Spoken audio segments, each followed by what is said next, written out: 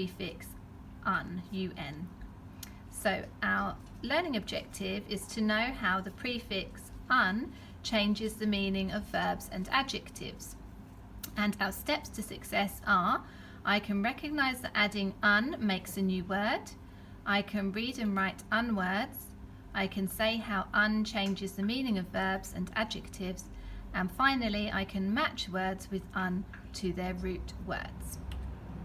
So we're going to sort these words first of all. What I'd like you to do is to spot what is different about these words and sort them into two groups. So I'll read the words for you just to give you a little clue, and I'd like you to sort them into two groups, and you're going to decide how you're going to sort them. So we've got the first word, tie, unkind, unzip, happy, kind, zip, untie, unhappy. So hopefully you've noticed something at the beginning of those words and you will be able to organise them. So have a little think what goes in what box. You might want to write them down on your piece of paper if you have one, and then we'll have a look on the next slide. So did you spot that some words start with the prefix un? So on the right hand side we have got all the words with the prefix un: unzip, untie, unhappy and unkind. And on the left hand side we've got the words without the prefix: tie, kind, happy and zip. So a prefix is a letter or group of letters added to the beginning of a word, and it changes the meaning of the word. How does adding un change the meaning of these words? So when un is added to adjectives, which are describing words, it means not. A prefix is a letter or group of letters added to the beginning of a word which changes its meaning. So let's firstly look at the word kind. When you add the prefix un, it changes the meaning of the word to not kind, somebody who is unkind. Let's look at the second word, happy. When we use the prefix un, the word becomes unhappy, which means somebody who is not happy. When un is used and added to verbs, which are action words, it means the reverse of that action. So let's start with the word zip.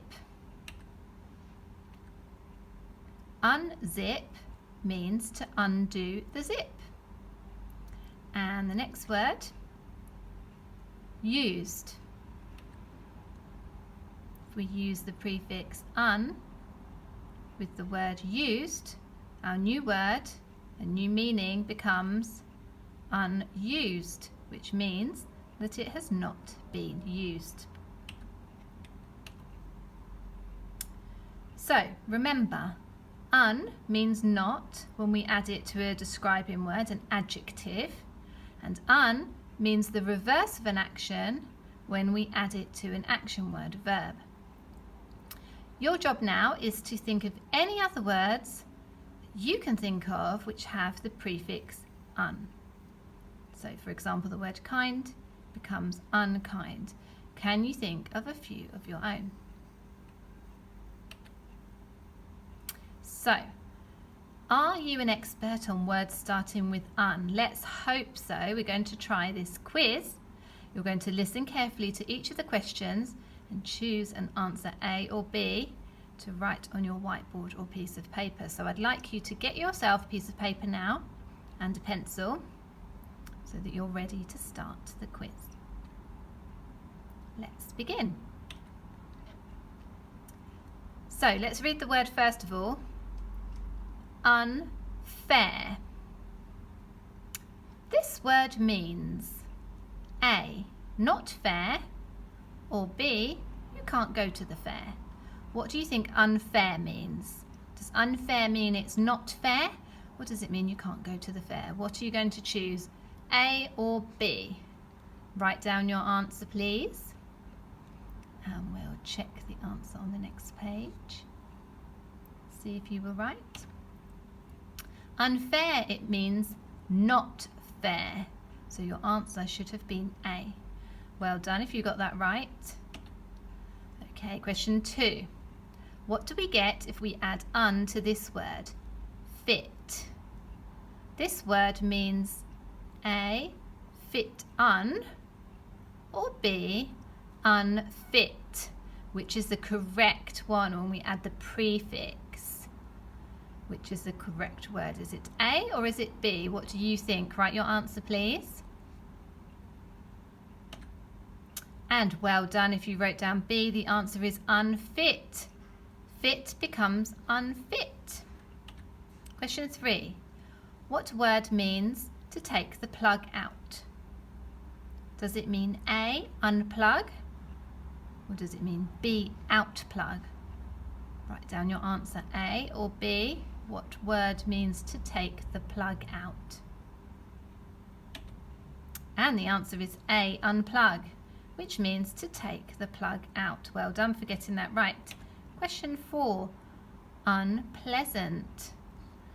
Now this is a little bit of a tricky one. What is the root of this word? So where does the word come from? What is the root of the word? Where is the main part of that word? Unpleasant. Is it the word please? Or is it the word pleasant? Is it A, please, or B, pleasant? Write down your answer. And the answer is B, pleasant. That's where the word unpleasant comes from. The root word is pleasant. Okay, next question. What does this word mean? Untidy. Does it mean A, not tidy, or does it mean B, not happy? Write down your answer, A or B. And the answer is not tidy, which means messy. Hopefully your bedroom at home is very tidy. I hope it's not untidy. Grown-ups won't be very happy about that. Okay, so finally, hopefully you've done well on your quiz. Finally, we're just going to use our prefix un words to complete the sentences. So you can write these out in your workbook at home, and I would like you to choose the word which you think goes into the correct sentence, which best describes the sentence. So let's read the words first actually. So we've got the word unhappy, unkind, unhealthy, and unwrap. So the first sentence, it is something to eat too much chocolate. It is something to eat too much chocolate. So we need to choose which word goes in. It is unhappy, it is unkind, it is unhealthy, or it is unwrap, to eat too much chocolate. Which word goes in that space? Okay, let's move on to the next one. It is unhappy, it is unkind, it is unhealthy, it is unwrap, to call people names. That's an easy one. Okay, next one. At Christmas, my presents. At Christmas, my presents. And finally, last sentence, I was very something when my friend moved schools. So decide which word with the prefix un goes in those missing spaces. Write down your sentences and don't forget to email me your fantastic work. Don't forget, it's our last week of school, so I would love to see your fantastic writing and your sentences. Good luck, you one.